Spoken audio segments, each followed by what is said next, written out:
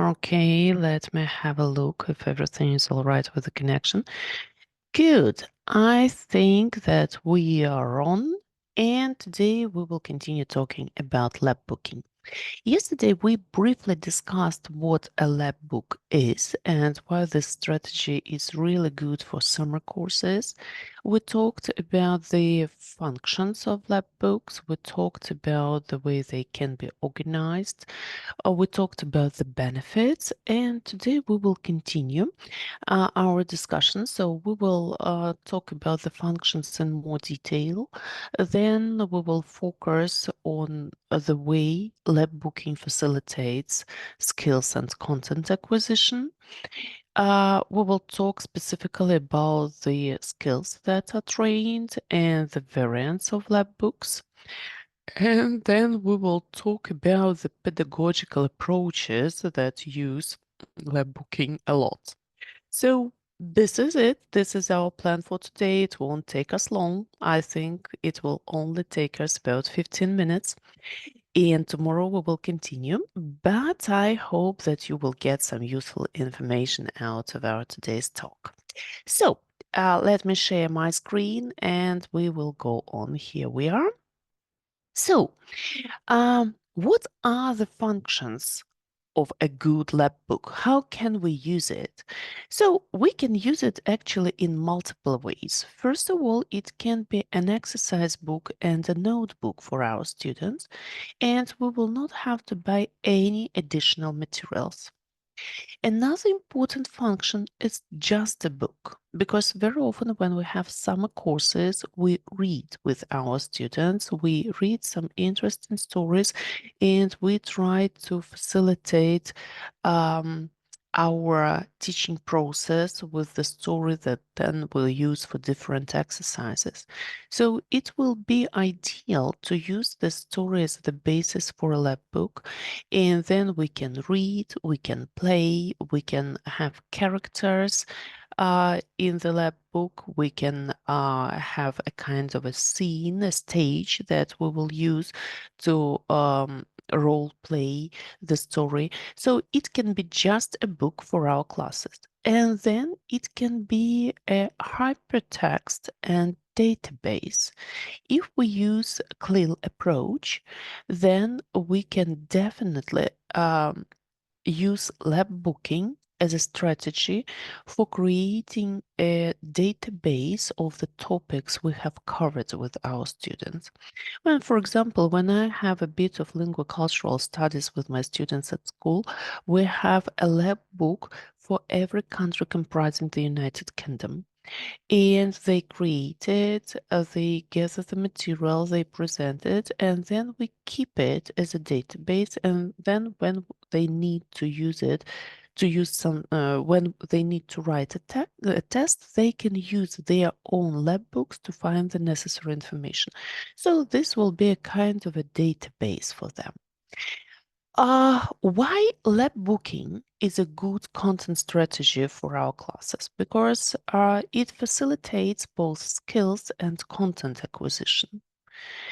When we prepare a lab book with our students, and this is a collaborative process, it's not like a teacher creates a lab book and then brings it to students. No, it won't work that way. You create your lab book together. So you as teacher help, assist, facilitate, moderate, provide materials, provide shapes, provide examples, but everything must be done by a student. So in this way, content is processed in a natural way. It is organized in a concept map, and it is connected together to facilitate coherent speech. After our students have gone through the process of creating their lab book, they have organized everything they need to remember.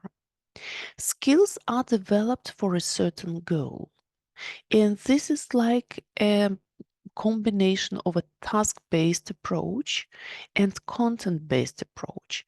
Our students have a specific task. They will either have to present the material to other students, or they will have to use it for some other purpose, or they're going to have like a stage production. And for all these purposes, they need their lab book. So skills are developed for a certain goal, which is actually outside the classroom. And it is transferred from one sphere to another. And then the skills are acquired through cooperation and communication. And all research says that this is the most powerful way to develop skills. So what skills are trained? So, and it is interesting because we can train not only language skills by means of lab booking, but we can train a lot of other skills that our students usually need in their learning process. And I think that with younger learners and with teenagers, this is one of our main points. We do not only teach them a foreign language, we teach them different strategies how they can learn successfully. And this process of teaching them how to learn is probably even more important than teaching them English, because this is something, well, English, let's be very honest here. They can have situations in their life when they will need English. And I do honestly believe that the more languages you know, the more opportunities you have in this life. But they can also have a situation when they will never ever use English in their life, but they are sure to learn something. And that's why learning the strategies of how to cope with information successfully is crucial. So we can teach our students linguistic skills, which will be trained by means of lab booking. So these are writing, reading, speaking, listening, because they will have to listen to our instructions and they will have to be careful about that. So all the skills are actually trained. Plus, we provide them with language means because we give them words, we give them grammar structures to use. Then we also train a whole set of different other skills, manual skills, because they will have to do everything by hand, logical skills, because they will have to think about how they want to organize their lab book and how they want to use the material we provide to put it in their lab book, in their mini books, in their timeline. So it is a good way to develop logical skills and critical thinking. Graphic, because the organization of their lab book will depend on them. And finally, artistic, because it's a creative process and they will have to work with it. What are the different variants of lab books? They can be created in a different way, but it will always be a kind of a folder with the materials. But we can also have wall charts, we can have concept maps, we can have timelines, and all these variants will be appropriate. They will just organize the information in different ways. So, what are the pedagogical approaches that use lab booking a lot? We are not talking here about language teaching approaches. We are talking about a more general concept of a pedagogical approach. Actually, there are two big pedagogical approaches where lab booking fits ideally, but it doesn't mean that it can't be used in any different approach.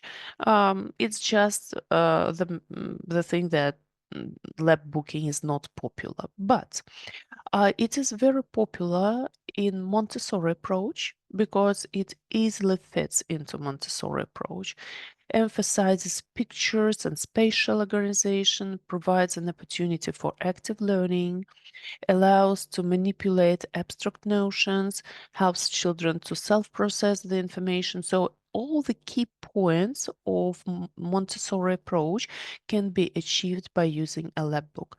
It also easily fits into Waldorf approach because it fits well into the concept of a self-made school book. It can be used after the grade 3, so students acquire the knowledge of how to write and how to organize the material, and then you can use it easily. You can use pictures drawn by children, and it's also a marvelous idea that we can utilize within Waldorf approach.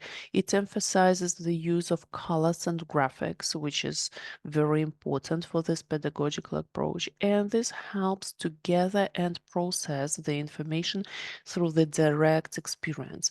And this is one of the key points. So children must gather the information themselves. So as you can see, it fits ideally into these pedagogical approaches, and it can be easily used. But we will definitely have questions. For example, can we use Lapbooking with kids who have a little bit more special needs than usual kids? And the answer is yes. There is a substantial research proving that Lapbooking can be very effective with kids with dyslexia. And Lapbooking can serve as didactic prevention. It can help children not to mix letters and to really get into the learning process, because when we use traditional approach with lots of reading, these children suffer a lot. Lapbooking can give them a way to practice without being overwhelmed with the text. Lapbooking here also elaborates effective compensation strategies, because sometimes we can't correct dyslexia, but we can help children to learn how to live without writing. If not to, or how to compensate their difficulty in reading by developing a different strategy. And here, Lapbooking can be ideal. It also helps because our information is reinforced in 3 different ways. So we use text, we use pictures, we use space. And as a result, as this combination of 3 factors, children with dyslexia find it easier to process the information and remember it. And Lapbooking also helps to memorize the information through pictures, concept maps, manipulation of mini books, and the texts that we use in Lapbooks are very short and precise, and that's why these kids will not face so many difficulties. Okay, here we are. I hope I have persuaded you that Lapbooks are extremely important and that they are a wonderful, truly beneficial material that you can use easily. And next time, that is tomorrow, we will talk with you about the ways to plan your ideal lab book. And I will also show you some practical ideas, some links where you can take the mini books, where you can take different shapes. You will definitely enjoy it. So I hope to see you tomorrow the same time. And if you like the topic, please let me know, because I know that a lot of you teach adults and maybe this topic is not actually up to the point. But if it is, let me know about it, and then I will think about the way to choose some other self-made materials for you and explain how to create them, because they can be a great way to enhance the memorization process. Thank you for being with me this morning. I hope you will have a wonderful day. You will find some time not only for work, but also for rest. And I will see you tomorrow, the same time. Hugs and kisses, and I will see you later. Bye bye.